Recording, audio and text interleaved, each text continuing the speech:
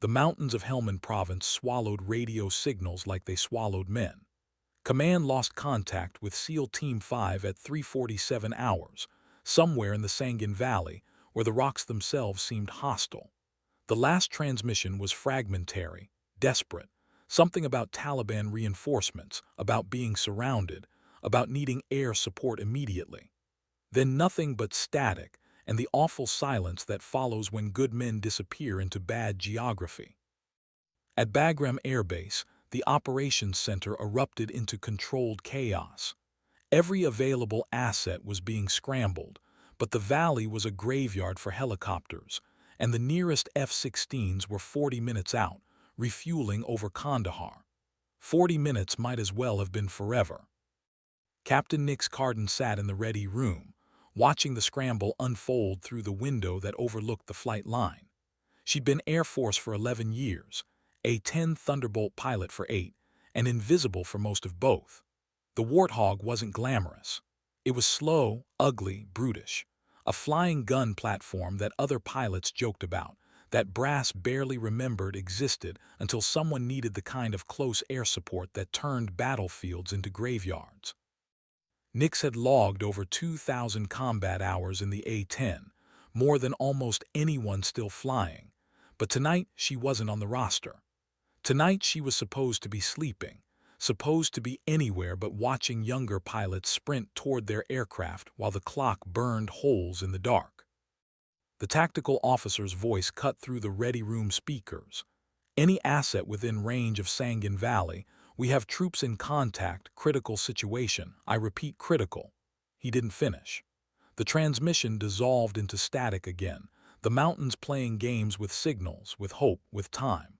Nix stood slowly, her flight suit already half-zipped from the habit of never being fully out of it. She'd heard that tone before, that specific flavor of desperation that meant someone was calculating acceptable losses, deciding which men could be sacrificed to save others. The junior pilots were running pre-flight on F-15s, on the few choppers that might risk the valley's throat, but Nix knew something they didn't. She knew the valley. She knew its moods, its tricks, the way dawn light played against its eastern ridges and created exactly 4 minutes of perfect attack runs before the sun turned every shadow into an ambush. She'd flown it 16 times, survived it 17 if you counted the emergency landing that shredded her landing gear and her career prospects in one smoking moment. Nobody was looking at her. Nobody ever looked at her. That was fine. She'd stopped needing permission a long time ago. The morning tasted like aviation fuel and consequence. Nix walked past the operations desk where young captains argued trajectories, past the flight line supervisor who was too busy managing panic to notice one more body moving toward the aircraft. Her A-10 sat at the far end of the tarmac, tail number 810992, painted in the dull gray-green that made warthogs look like they'd been assembled from spare parts in spite. The maintenance chief, a master sergeant named Kowalski with hands like weathered leather, was already there, somehow sensing what was about to happen the way old soldiers sense incoming weather. He looked at her once, just once, then jerked his head toward the ladder. "She's fueled and armed," he said, voice flat as Kansas. "GAU-8 is loaded with combat mix, full complement of Mavericks on the wings. Hydraulics are good. Engines are cold, but she'll start clean." He paused, working his jaw like he was chewing words he'd already decided not to swallow. "Radio traffic says they're calling it a probable loss situation, Captain. They're saying the valley's locked down tighter than Tora Bora. Nobody's going in there without heavy escort." Nix ran her hand along the fuselage, feeling the rivets under her palm, the slight warmth where ground crew had been working. "Then I guess nobody's going," she said quietly. Kowalski held her eyes for 3 seconds, then nodded once and stepped back. That was all the authorization she needed, all she'd ever get. The cockpit smelled like it always did, canvas and hydraulic fluid and the ghost of 1,000 previous flights, all those missions where she'd come back with empty pylons and full after-action, reports that nobody read. She ran through the pre-flight checklist from pure muscle memory. hands moving across switches and displays while her mind was already in the valley, already calculating angles of attack. The twin General Electric turbofans coughed once, then roared to life with that distinctive warthog growl that sounded less like an aircraft and more like something prehistoric waking up angry. Tower control crackled in her headset. Hog 92, you are not cleared for departure. I repeat, not cleared. Please state your intentions. Nix keyed the mic, keeping her voice absolutely level, the tone of someone reporting weather. Tower Hog 92 rolling for emergency CAS mission, Sangin Valley, troops in critical contact. A pause loaded with protocol and career-ending decisions. Then a different voice, older, tired. Hog 92, you're alone out there. No escort, no backup, no QRF if you go down. Copy that, Tower, rolling now. She pushed the throttles forward before anyone could stop her, before she could stop herself. The runway lights blurred past, the nose lifted, and then there was only sky and the mountains ahead, black shapes against the deep blue of pre-dawn darkness. The Sangin Valley opened below her like a wound in the earth, steep walls of rock and scree that funneled cold air upward in unpredictable columns. Nix dropped to 8,000 feet, low enough to be useful, high enough to maybe survive a hit from the kind of anti-aircraft fire the Taliban had been moving into the region. Her radar warning receiver stayed silent, which meant nothing. The dangerous stuff out here was unguided, optically aimed, the kind of shooting that required skill and patience and got lucky more often than intel liked to admit. She toggled to the emergency frequency, the one that SEAL teams monitored when everything else failed. Any call sign vicinity Sangin Valley, this is Hog 92, A-10 on station, I'm your close air support. Come back. Static answered her, thick and hostile. She tried again, banking west to follow the valley's throat where intelligence photos showed a compound that matched the SEAL's last reported position. The landscape below was a confusion of ravines and ridges, any one of which could hide an army. Dawn was still 20 minutes away, and night vision only helped if you knew what you were looking for. She descended to 6,000 feet, pushing the envelope, making herself a target because targets got attention and attention sometimes got responses. The radio spat static, then a voice, American, compressed with pain and controlled panic. Hog 92, Trident 16, authenticate Bravo Charlie. Nix's pulse jumped. Authentication codes meant they were still operational, still thinking clearly enough to verify she wasn't Taliban with a captured radio. Trident 16, authenticate Hotel Whiskey, send your traffic. The voice came back faster now, the discipline cracking just slightly around the edges. Hog, we are 6 clicks northeast of Sangin, compound with 3 buildings, surrounded by approximately 40 Taliban with technical vehicles and RPGs. We've got 2 urgent casualties and maybe 20 minutes before they overrun us. I need you to put steel on anything moving outside our walls.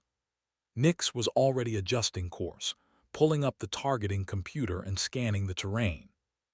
6 clicks northeast put them in the worst possible location, a compound sitting at the base of a ridge where the high ground belonged entirely to the enemy. Trident, I'm coming from the south.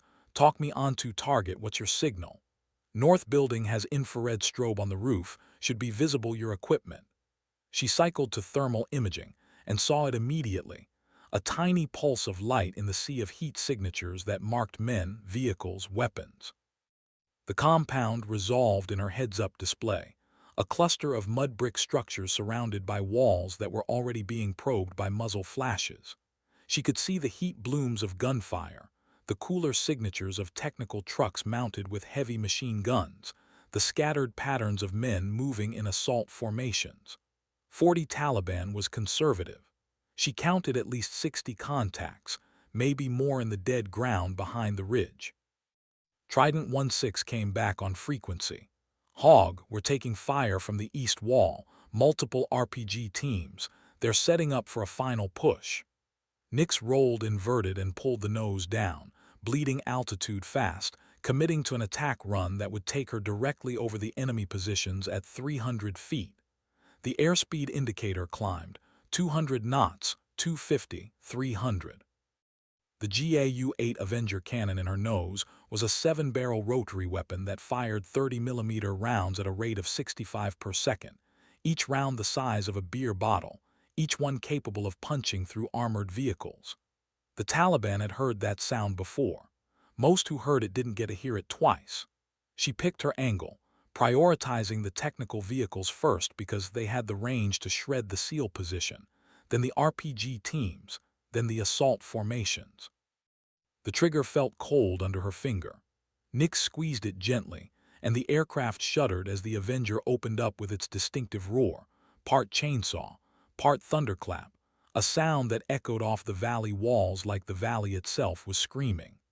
The first burst lasted 2 seconds and erased 3 technical trucks, the 30mm rounds chewing through steel and flesh and anything else in their path.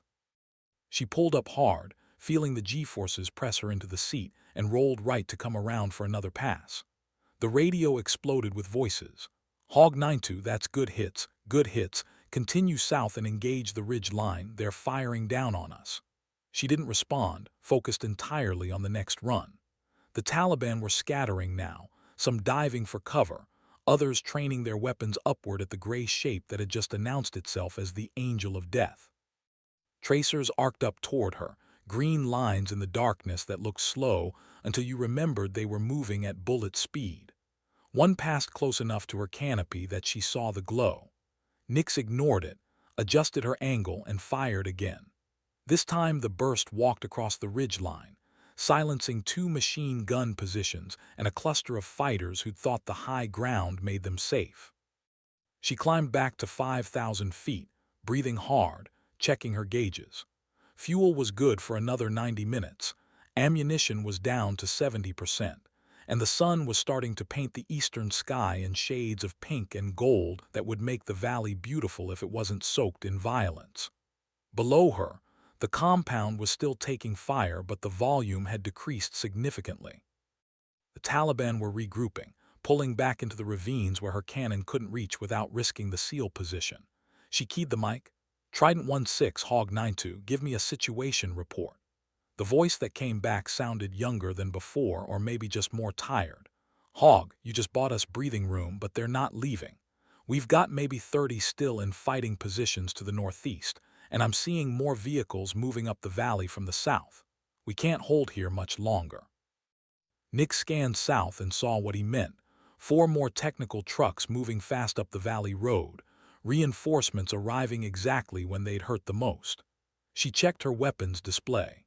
2 AGM-65 Maverick missiles left, each one a fire-and-forget precision weapon that could turn a truck into a memory. The decision took less than a second. She rolled into a dive, designating the lead truck with her targeting pod, waiting for the locked tone in her headset. When it came, a steady, insistent beep, she pressed the release. The Maverick dropped clean, ignited, and streaked downward, trailing white smoke. The explosion was a perfect orange flower blooming in the pre-dawn darkness, taking the lead truck and the one behind it in a single blast. She fired the second Maverick without waiting to assess damage, taking out the trailing vehicles before they could scatter.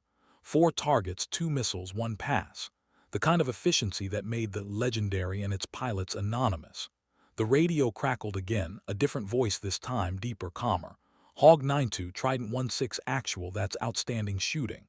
We're preparing to move to an LZ2 clicks west. Can you cover our exfil?" Nix checked her fuel again.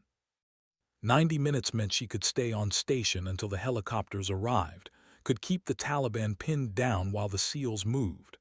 "Trident actual, affirm. I'm your guardian angel until your wheel's up. Moving." She established a combat air patrol pattern over the valley, flying figure eights that kept the compound in sight while scanning for new threats. The sun rose slowly, the way it always did in Afghanistan, indifferent to the small human dramas playing out below.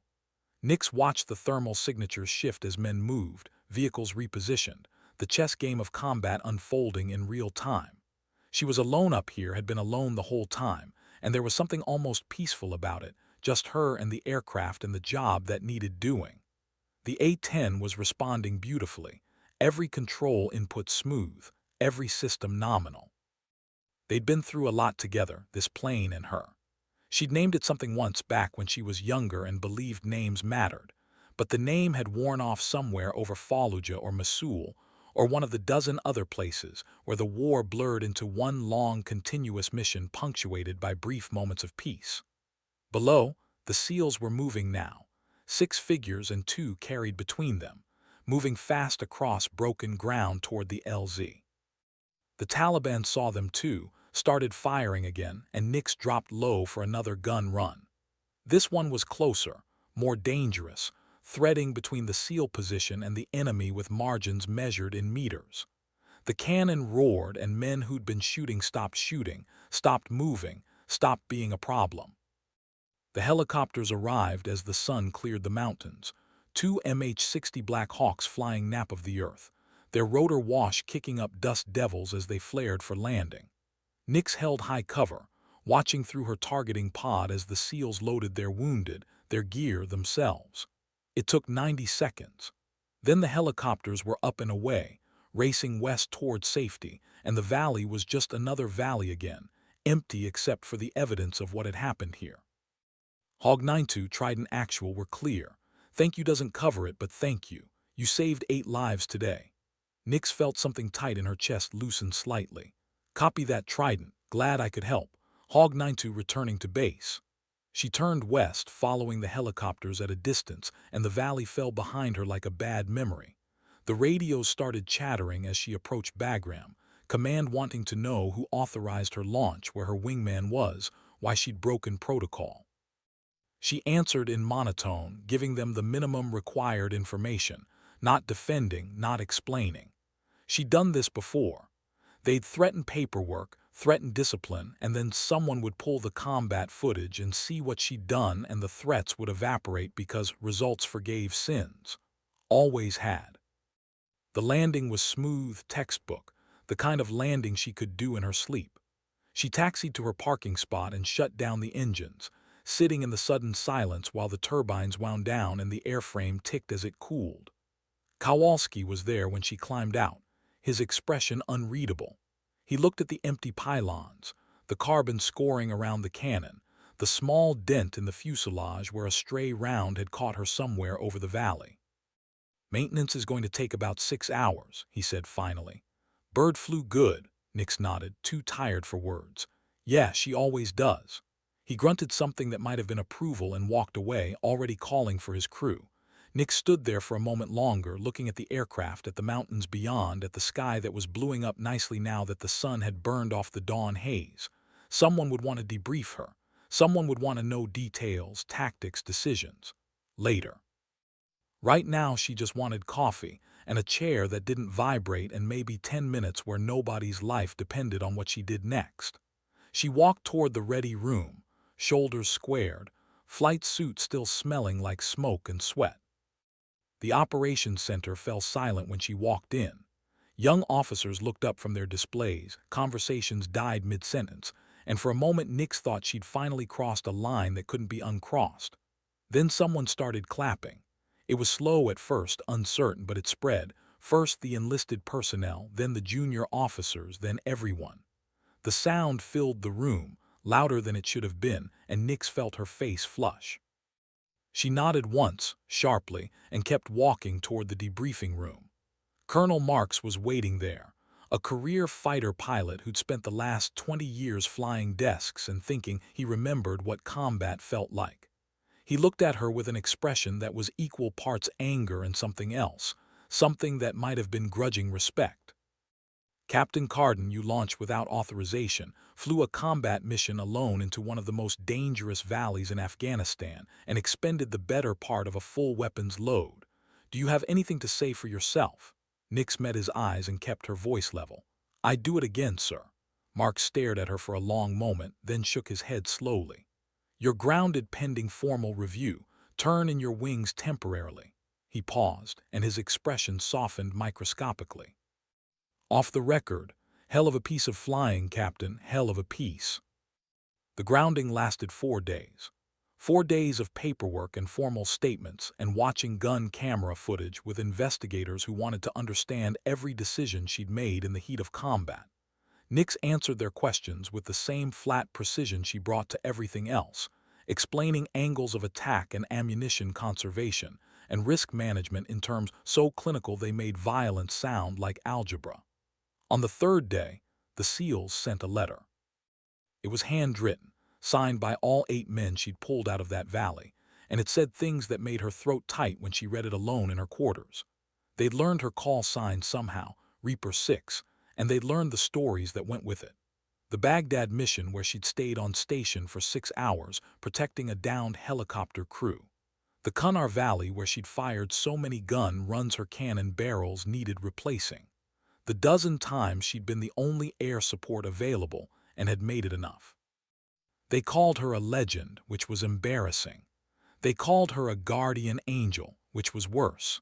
They called her a hero, and Nix folded the letter carefully and put it in her locker because she didn't know what else to do with words like that.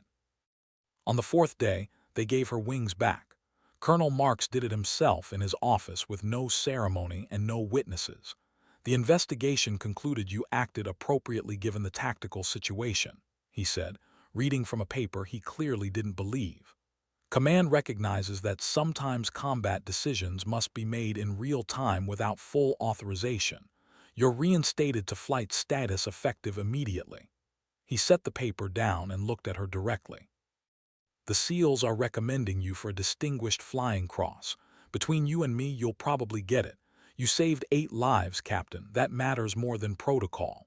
Nix took her wings, the small metal insignia that meant she was allowed to climb into a cockpit again, and pinned them back on her flight suit. Thank you, sir. Marks waved a hand dismissively. Don't thank me. Just, next time you decide to be a hero, maybe give someone a heads up first. My blood pressure can't take these surprises. Something that might have been a smile touched the corner of Nix's mouth. I'll try, sir. She walked out of his office and back into the sunlight, where Kowalski was waiting by her aircraft. The old master sergeant had somehow known she'd be coming back today.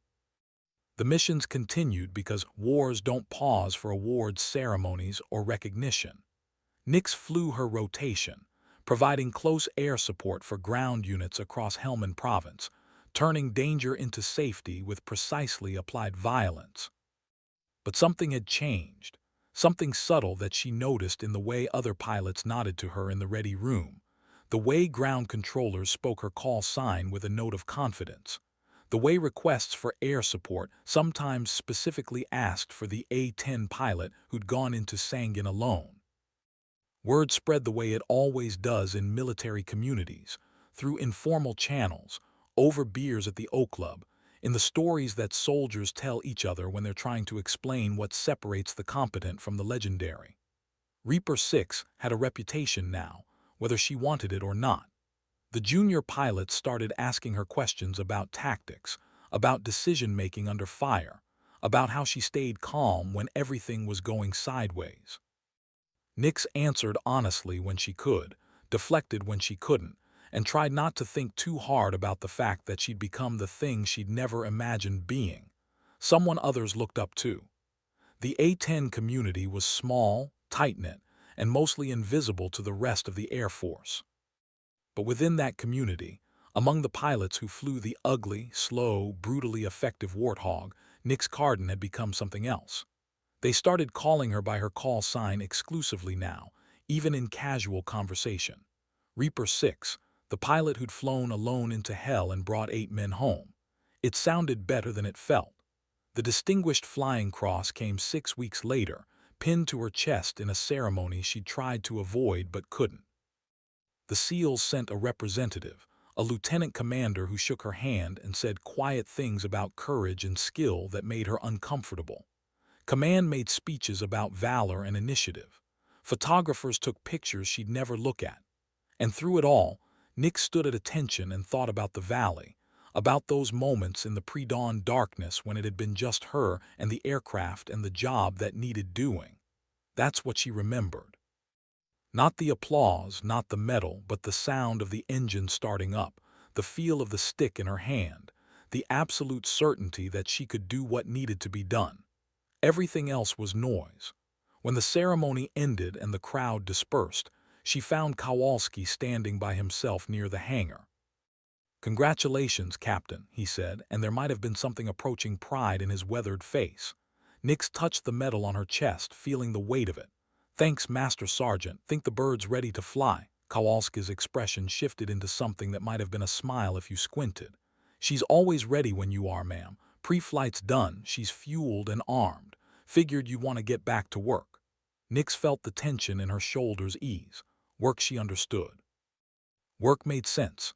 The rest of it, the recognition, the reputation, the way people looked at her now, that was harder to navigate than any combat scenario. She nodded once and started walking toward the flight line, toward the familiar shape of her aircraft waiting in the afternoon sun. Behind her, Kowalski called out, "Captain, for what it's worth. There's not many like you, not many who'd do what you did." Nix paused, turned halfway. "There's not many situations like that one, Master Sergeant. I just happened to be there." "No, ma'am," Kowalski said quietly. "You made sure you were there. That's different." She didn't have an answer for that, so she just raised a hand in acknowledgement and kept walking. The sky over Afghanistan was the same blue it had always been, indifferent to medals and ceremonies, and the small ways that humans tried to make meaning from chaos. Nix climbed into her cockpit, ran through the pre-flight checklist, and started the engines. The twin turbofans coughed, then roared to life with that distinctive warthog growl that never got old. Tower control cleared her for takeoff without hesitation now, without questions. She pushed the throttles forward and felt the aircraft accelerate, felt the nose lift, felt the moment when the wheels left the ground and there was only air between her and the earth. This was home, she realized. Not the base, not the ready room, but this. The sky, the aircraft, the endless mission that kept unfolding below. She climbed to altitude and turned east, toward the mountains, toward whatever came next. The radio was quiet for now, but it wouldn't stay that way.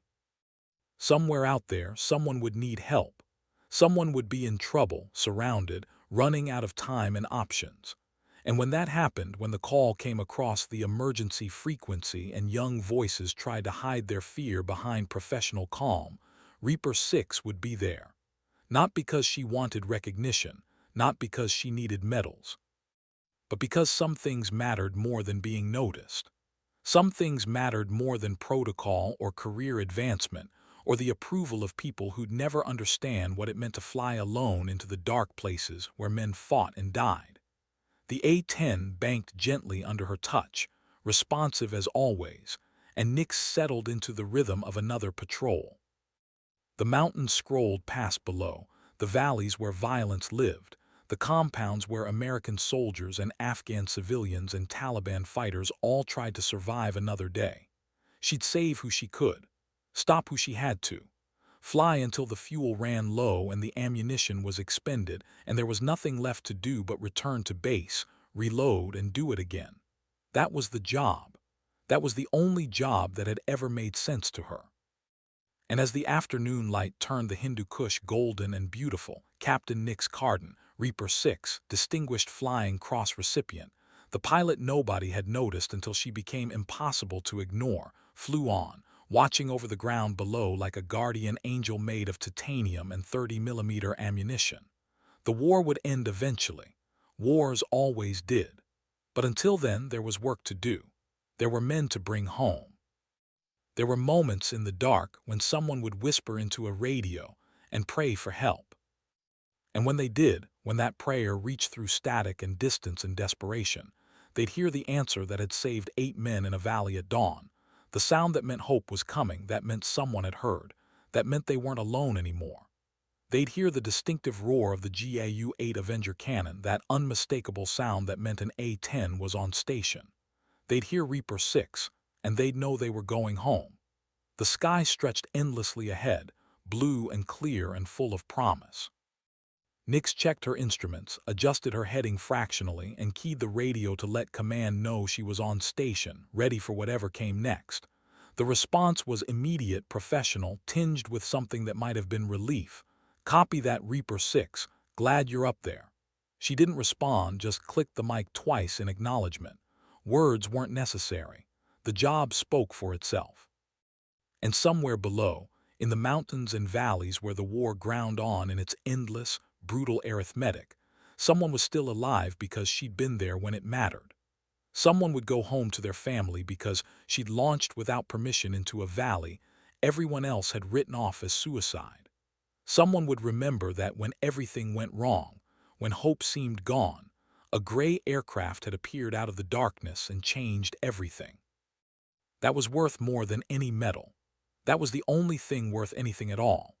Nix flew on into the afternoon, and the war continued below, and the story that had started in a valley at dawn became the kind of legend that soldiers told each other when they needed to believe that courage still meant something, that skill still mattered, that one person in the right place at the right time could change the course of everything. They'd tell it in ready rooms and briefing halls, in quiet conversations over bad coffee, in the moments when young pilots wondered if they had what it took to do the job. They'd talk about Reaper 6, about the A-10 pilot who flew alone into Sangin Valley when everyone else said it was impossible, who stayed on station protecting SEALs until the last man was safe, who made shooting look easy and heroism look routine. They'd talk about her, and some of it would be exaggerated, some of it would be wrong, but the core truth would remain. When it mattered most, when lives hung in the balance and seconds counted, Captain Nix Carden had been there. And that was enough, more than enough. It was everything. The sun tracked westward, painting long shadows across the mountains, and Nix Carden flew on, guardian angel to ground forces she'd never meet, protector of men whose names she'd never learn, the invisible warrior in the unglamorous aircraft that saved lives one precisely applied burst of cannon fire at a time. The A-10 Thunderbolt II wasn't fast or sleek, or the kind of aircraft that appeared on recruiting posters. It was designed for one purpose, to keep soldiers alive when everything else failed. And on that morning in Sangin Valley, in the pre-dawn darkness when 8 SEALs thought they'd seen their last sunrise, it had done exactly that. Not because of the aircraft alone, but because of the pilot who flew it, the woman who'd launched into the dark without permission or backup or any guarantee she'd survive, who'd made every shot count and every decision right, who'd been competent when competence was the difference between life and death. History would remember the mission. The military would file reports, update statistics, add another line to the endless record of combat operations in Afghanistan. But the 8 men who'd been there, who'd heard that cannon roar and known salvation had arrived, they'd remember something else. They'd remember the call sign that had crackled over their radio when hope seemed lost. They'd remember Reaper 6. And they'd tell their children someday about the guardian angel who flew the ugly gray aircraft, who came when called and stayed until the job was done, who proved that heroes didn't always fit the Hollywood template, but they showed up anyway, did the work anyway, saved lives anyway. The radio crackled with a new call. Reaper 6, we have troops in contact, 6 clicks south of your position, requesting immediate close air support. Nix checked her fuel, her ammunition, her position. Still enough of everything that mattered. She banked south, dropping altitude, transitioning from patrol to combat in the space of a breath. Copy that, I'm inbound. Talk me onto target. And the cycle began again because this was the job, this was what she did, this was who she'd become somewhere between the first combat mission and the 1,000 that followed. Not a hero, not really. Just a pilot who showed up when others needed her, who flew the aircraft nobody else wanted, who made the difference one trigger pull at a time. Reaper 6, heading south toward gunfire, toward danger, toward the work that never ended. The sun was setting now, painting the world gold and red, beautiful and terrible. Nix flew toward it, steady as always, ready for whatever came next.